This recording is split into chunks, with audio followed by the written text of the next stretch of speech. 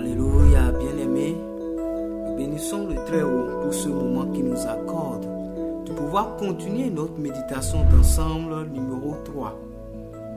Cette méditation dénommée à l'école du Saint-Esprit.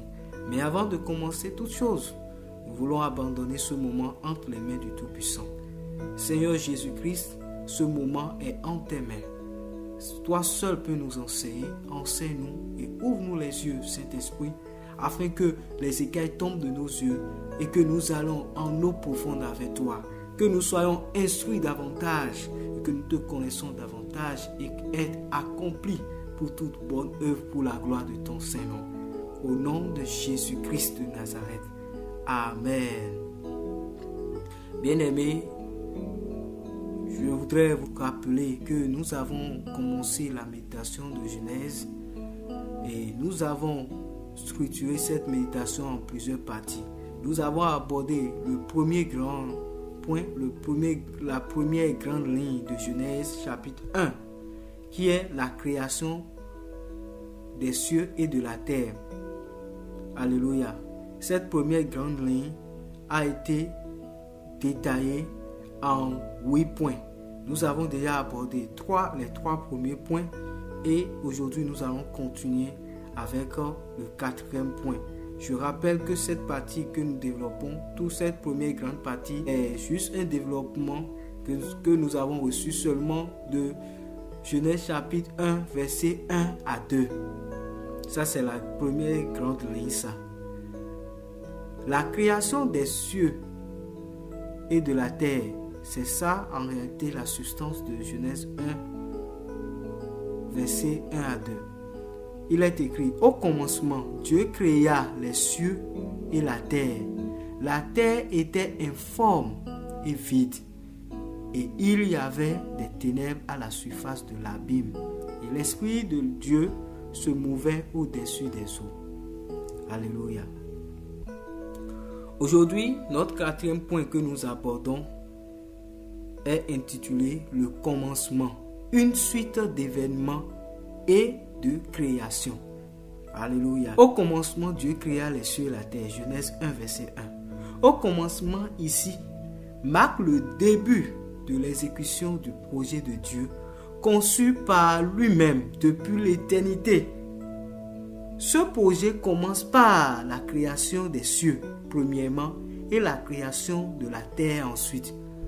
La durée ou le temps qu'aurait pris la création des cieux, ainsi que celle qui aurait existé entre la création des cieux d'une part et la création de la terre d'autre part, n'ont pas été détaillés.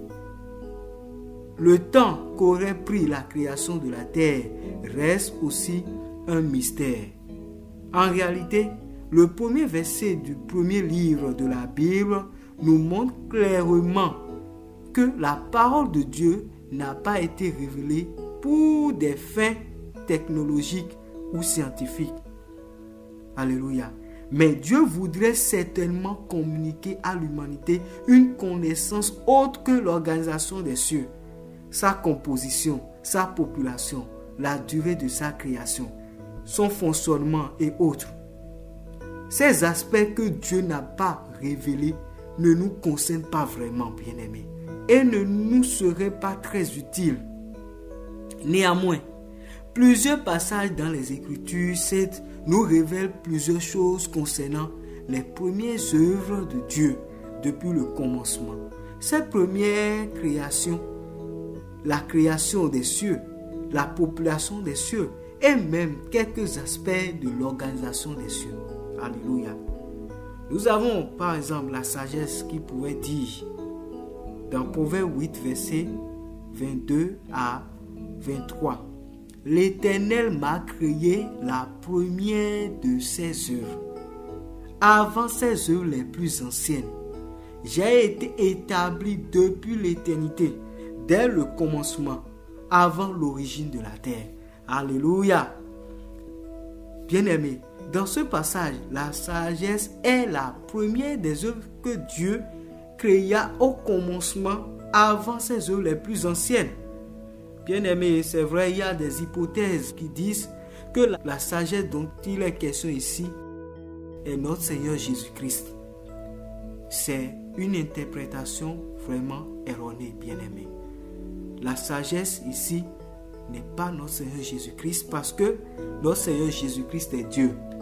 Et il a créé toutes choses. Jean 1, verset 1 dit, la parole a tout créé.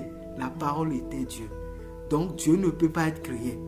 Mais ce verset de Proverbe 8, verset 22 à 23 dit bien, l'Éternel m'a créé la première de ses œuvres. Alléluia.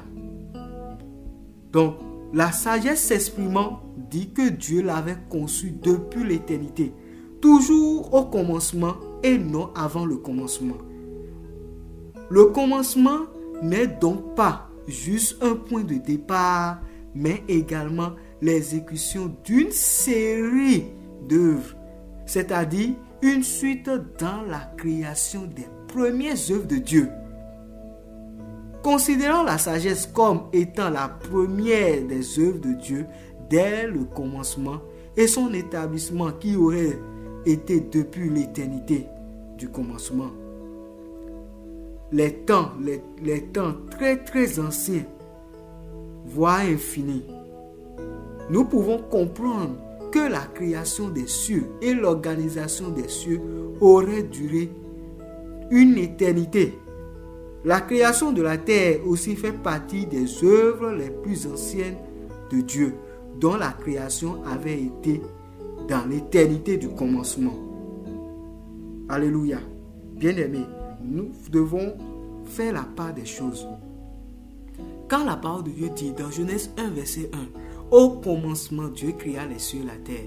Ce commencement dont il est question, c'est un commencement qui est dans l'éternité. Ce commencement est dans l'éternité. C'est une suite dans l'éternité. Nous ne pouvons pas savoir combien de temps ça a duré parce qu'il n'y avait pas la notion du temps. Alléluia.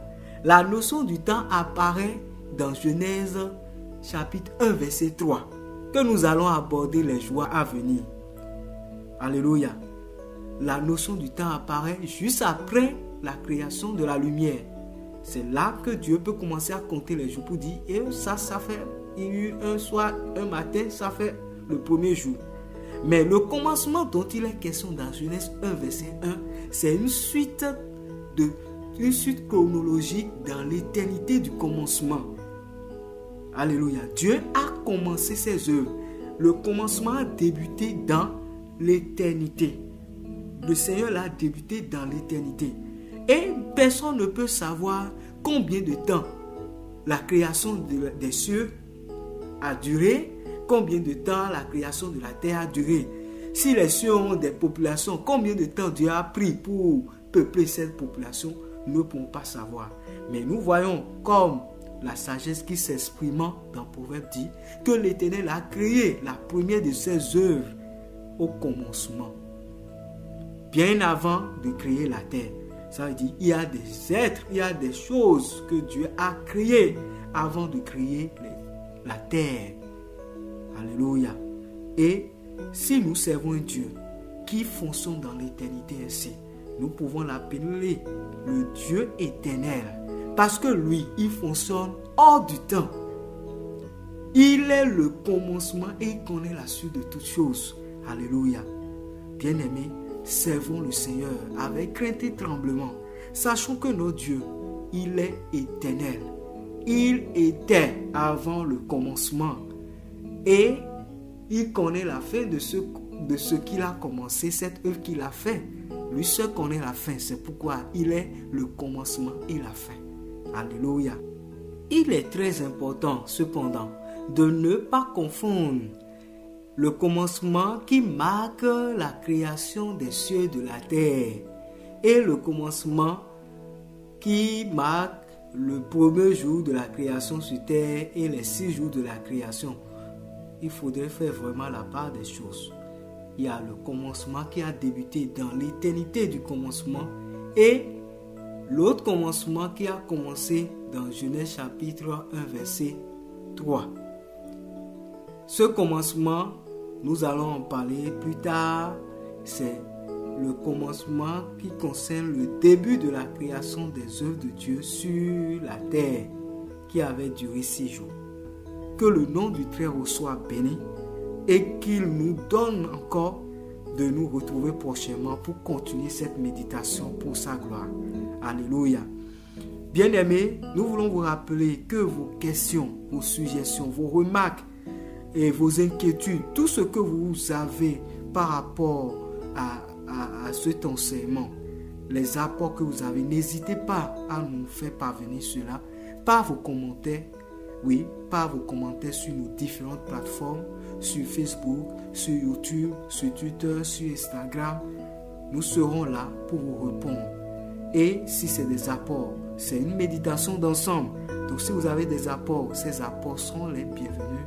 Et ensemble, nous allons grandir et nous apprêter davantage à la rencontre de notre Seigneur Jésus-Christ. Alléluia. Soyez bénis. Que le Seigneur vous bénisse davantage. Et à la prochaine. Shalom, shalom.